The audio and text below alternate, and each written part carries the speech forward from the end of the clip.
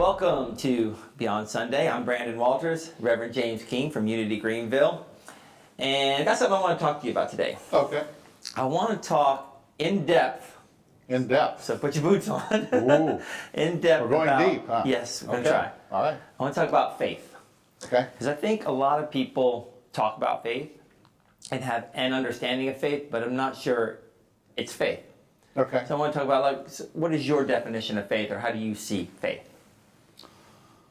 Well, faith, in the Bible, it talks about, in Hebrews 11:1, the definition of faith is the substance of things hoped for and the evidence of things unseen.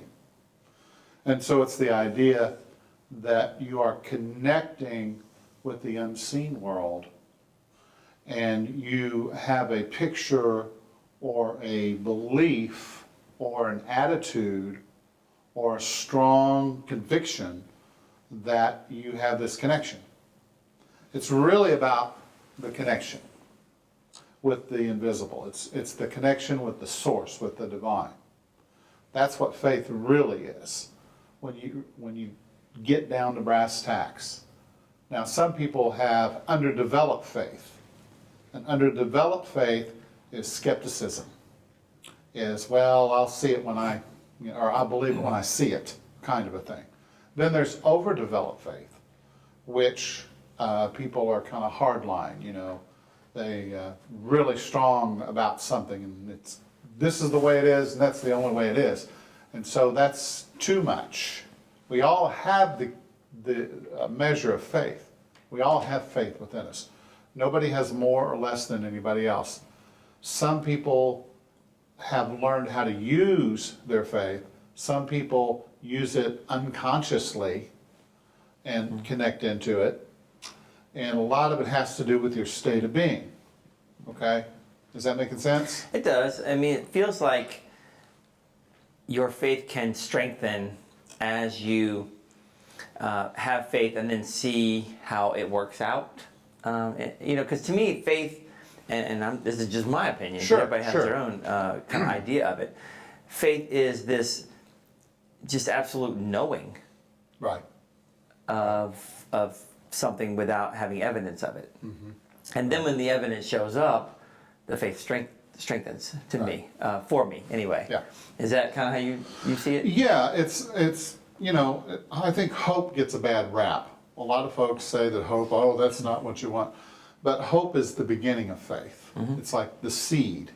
It's an idea, a thought, a possibility, a potentiality, And so when you have that, then you begin to affirm it, and it starts to build energy. See, sometimes things have to build energy. And so you begin to affirm it, you begin to think about it, you begin to focus on it, visualize it, all the things that most people, talk about doing. And those are all good. But basically, it's over time, things develop and they grow. And it's just like a garden, when you tend a garden. You plant a seed and you have the hope that something is going to grow. So you do all the things you need to do to make sure that seed is going to break through the soil and come out into manifestation. So hope or this potentiality is within us. The seed is there, but we have to nurture it and work with it and just allow it to grow. It grows organically. That's the beauty of it. It's not something you have to, make happen. It's something that is natural. And how does hope turn into faith? When you get to that state of knowing. I know that I know that I know, and that's it. Because it seems like when you have hope, you tends to like almost look for the evidence instead of looking for the opposite. You know what I mean? Sure. So it seems like as you get to that level of whether you're at hope, Right. now you're starting to go look for things that are going right towards what you're looking for versus what's going wrong. Right. So where does doubt come in?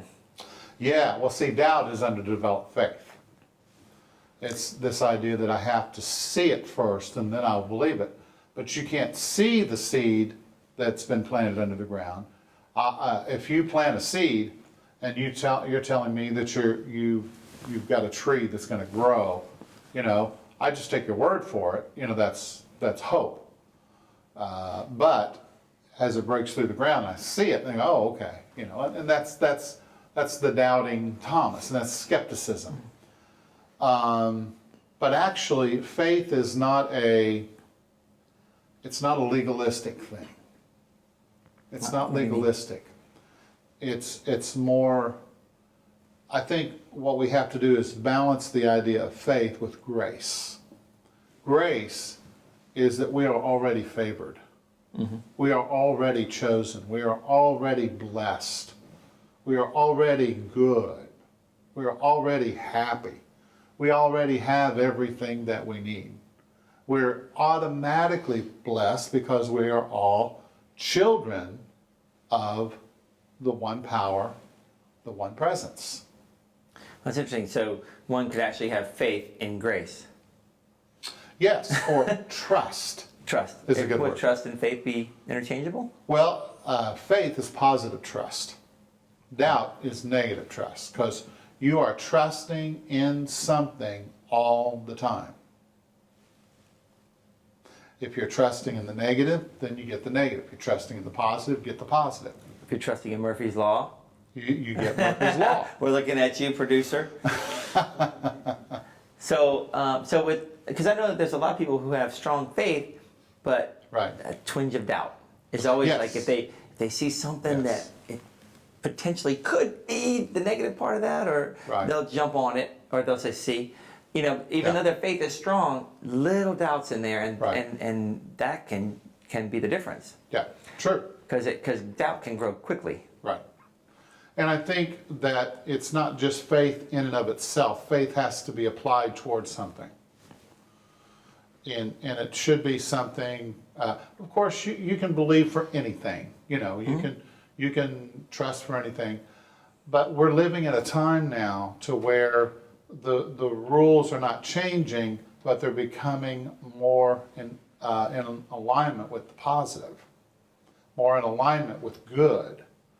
And so in the past, it's like people who were very negative and dark, they had that expression and were able to explore, and have adventures and negativity. Mm-hmm. But now we're living in a time where we've crossed a threshold, and I believe mm-hmm. that we can create a new world, a new society, a new time in our world where people can work together and where good things can happen. And I think that if our vision and our goal is toward that, we will have it manifest a lot faster, because that's where we're going now. Because that sounds like what you talked about, grace. Because it sounds like to me, like, what do you call the idea that you have, maybe it's grace, the idea that you have faith that God always provides for me, or the faith that the universe always has my back, right. And I just don't have to worry. Yes. Is that yes. faith? Is that grace? Is that trust? Well, yeah, it's a little bit of all of those things. It's a little bit of everything. So grace is this idea that I don't have to be perfect. I'm already chosen. I'm already blessed. Okay? Mm-hmm. I'm already in God's good graces. Don't be more than I am. Exactly. Okay. And so I don't have to do it right every time. There's no, well, if I just could get my faith to work a certain way, and I work it right, and I hold my mouth right, and I visualize right, and I say 1,000 affirmations a day for 20 days, and eventually then maybe I'll get what I need. And the key of it is the grace is, hey, listen, I'm a child of God. It's like the current prince and princess in England. Mm-hmm. Their little son was born, mm-hmm. And he was automatically royalty. Now, that's all he will ever know. And so he has that grace bestowed upon him, that high favor of being the son of a king. And so as he grows up, he will be able to say to people, go and get that and bring it here. You know? I can say it too, it just doesn't happen. Right. and so that's because he's royalty. And he was born into it, and he knows what he is. And that's the key. It's really about identity. Do we really know who we are? And are we comfortable in that? Because sometimes it's easier to play the scarcity game. Because, you know, that's what we've been taught. Yeah, we've been told our whole lives we're not good enough. Right. We're not perfection, I guess. Right. In whatever form we are. Yeah. And so if he tells someone to go get him something and he whispers it and they hear it, they'll still go. If he commands them to do it, they'll still go. If he writes it down, they'll go. Whatever he does, they're going to respond. And it's the same with us, say. If we have that faith, the true faith is faith in yourself. Because he knows that they're going to do it. Yes. He expects them to do it. Yes. So is expectation in there? Yeah, I think expectation is good. I think that it depends on. This gets a little deeper. We've only got so many minutes, so. Right. But all of us, I believe, in pre-existence, okay, before we came here, we had a conversation with the powers that be, and we said, all right, there's certain things I want to experience in this lifetime. I want to have the experience of being born into a certain kind of family. I want to have the experience of doing certain work. And I need circumstances to arrange themselves to bring me to the place to where I can accomplish my purpose, my destiny. And so there are things that we're here to do that we agreed to previously before we came into this life. And so those things are things that we want to make sure that we're moving in that direction. Does that make sense? Yeah, but we don't know what they are. We don't remember. Well, there are clues. There are signs all around us. How you feel and stuff, yes. And so if you just pay attention to that, and that's where grace comes in, because sometimes it's a stumbling toward the light. It's the falling down and seeing the things that you don't enjoy doing and doing those things, and I don't like that. That moves you toward what you really want to do. And so it's really about doing those things, and along the way, I believe that there are some things that we're destined to do. There are certain people we're destined to meet, certain places we're destined to live, certain adventures that we're supposed to have. Now, how we get there, how it all works, is up to us. That's the free will. That's the free will. So it's a mixture. It's not, everything's not. Some folks talk about predestination. They're very fatalistic. It's like. This, if my child runs out in the street, well, that's just because he was supposed to. If he gets run over, then he was supposed to. And that's not necessarily true. Yeah. So there are many things, there are some things that we're here to learn. But the broad strokes, how we get there, how we do it, is really up to us. The flavor, the style, the way that we are, their personality, what we do with it is up to us. Does that make sense? It does. Because we're not robots. No, I'm with you. But I love, we talk theoretical. Yes. But I always want to get practical. So, Okay. So what are some ways that we can strengthen our faith or have stronger feelings of grace? Yes. Yeah, I think going back to feeling good about yourself is one of the best things you can do. When you're not feeling good about yourself, then you're out of alignment. Mm-hmm. And so what you want to do is get back into alignment as quickly as possible. And one of the ways to do that, we talk about a lot, is to go out in nature and get back in the cycles and the rhythms of real life, because our technology is not real life. It's artificial. And so what happens when Wait, you we're mean out, I can't go out for a walk in the woods virtually? It doesn't really work that way. It's like, well, well, you can, and it might be a good experience, but what I'm talking about is we're constantly on our cell phones, we're constantly on our computers, and on our devices, and after a while, we get out of harmony.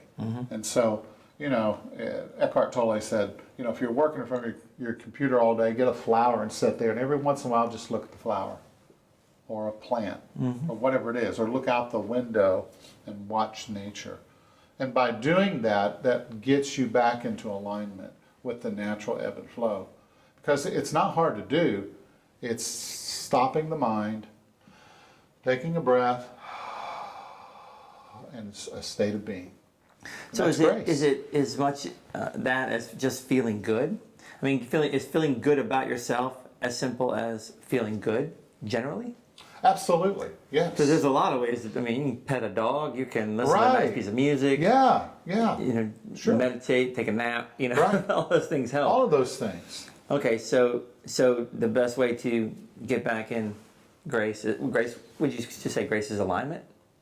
Yeah, in a sense, it's basically just trusting that no matter if you do it wrong, things are still going to work out from the highest and positive good. So that sounds like the universe is always for me. The universe is always for us. So how do we get that? How do we get that in our hearts and our heads? How do we at least work on it? I know it doesn't happen overnight, but through the power of observation, by observing. Looking for it. Yes, we look for it. And observing the cycles of life, the cycles of nature, and the way that things work. And once we see that, then we key into it. And then it's not an intellectual thing. It's a physiological and emotional kind of a thing. It's where you begin to feel your way. You begin to sense that, hey, I'm in alignment with everything. And then the light, you're driving down the road, it turns green. Yeah. And even if it turns red, it doesn't matter because you're having a party. You're in the beautiful state of grace. Well, I've finally gotten to this point, and it's taken some work. Yeah. It's taking some work. But this thing where no matter what happens, I'm really okay with it because I know that down the line, I'm going to be able to look back and go, oh, I know why that happened. That was perfect. Right. That was perfect. Right. The red light, Right. well, you know what? There's an accident. Yes. 30 seconds Yeah. ahead, Mm-hmm. or I got a flat tire. I'm not worried about it because there was a reason I wasn't supposed to be on that road right then. Absolutely. Or whatever. Sure. I've really gotten to that point where I'm just okay with what happens and kind of relax about it. Now, there are times you can get frustrated, go, but then, it can immediately go, but it's okay, One story, I got rear-ended on the road, and Okay. and I actually needed some new tires in my car at the time, but Okay. I got rear-ended. Nobody was hurt. Guy was fine. Everybody was fine. And the way it turned out, I got enough money back, get my car fixed, get new tires, and had a little left over. So Right. wow, isn't that interesting? Yeah. That how the universe paid for my tires.